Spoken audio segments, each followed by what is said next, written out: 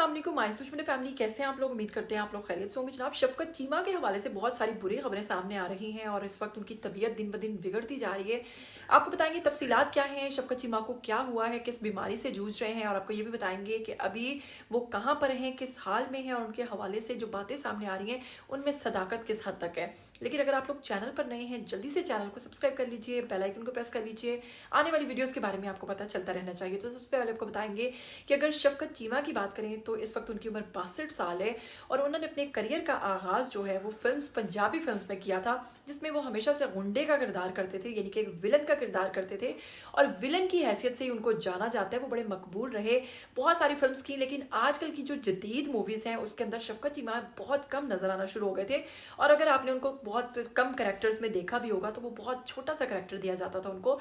उसकी वजह है जनाब उनकी तबीयत। आजकल वो बड़े शदीद किस्म के मसाइल से दो चार हैं। इस वक्त आपको बताएंगे कि मोमर राना की जो नई फिल्म बाप रिलीज होने जा रही है, उसके फिल्म साज जो हैं जिन्होंने उस फिल्म को बनाया है, नदीम चीमा साहब ने बड़े अहम किस्म के इंकशाफात किए हैं। एक यूट्यूब चैनल को इंटरव्यू देते हुए उन्होंने बताया है कि शफकत चीमा जैसे मकबूल शख्सियत जो कि एक नाम रखते हैं, वो दिन ब दिन उनकी हालत गिरती जा रही है और उनके इलाज के लिए उनको बैरून मुल्क ले जाने की ज़रूरत नहीं, बल्कि उनका इलाज जो है वो पाकिस्तान में ही मुमकिन है और करवाया भी जा रहा है। लेकिन उसके बावजूद शफकत चीमा की तबीयत जो है वो नहीं संभल पा रही है। और आपको बताऊंगी कि शफकत चीमा हॉस्पिटल भी 6 माह रहने के बाद अब डिस्चार्ज होकर घर चले आए हैं। 2024 के अंदर एक खबर चली थी कि शफकत चीमा साहब को फालिज का अटैक हुआ है, लेकिन उसके बाद उनके अहले खाना ने इस चीज़ की तस्दीक की थी कि वो फालिज का अटैक नहीं था, बल्कि उनको नमूनिया हो गया था और शदीद बीमार रहने के बाद वो फाइनली डिस्चार्ज होकर घर आ गए थे। लेकिन अब शफकत चीमा के हवाले से जनाब उन्होंने ये भी कहा है कि इस वक्त उनकी तबीयत दिन ब दिन बहुत ज़्यादा नासाज होती जा रही है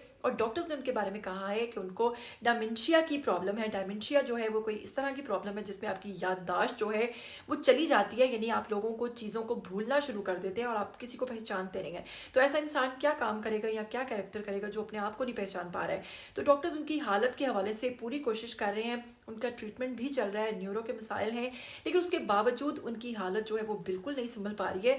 और इसके हवाले से ही जनाब हदायतकार ने कहा है कि इस वक्त जो उनकी कंडीशन है वो दिन ब दिन गिरती जा रही है और आप तमाम लोगों से अपील की है कि आप लोग उनके लिए दुआ कीजिए ताकि शफकत चीमा जैसा एक बड़ा किरदार जो है वो इतनी बीमारी के बाद, आप लोग जानते हैं कि इन पर जब स्टार्स होते हैं, इन पर अरूज आता है, इतना सब कुछ होता है, लेकिन जब ये लोग बीमार होते हैं तो कोई भी इनकी तीमारदारी नहीं करता, कोई भी इनको नहीं पूछता, कोई भी इनकी हेल्प नहीं करता, कोई भी इनको नहीं पूछता।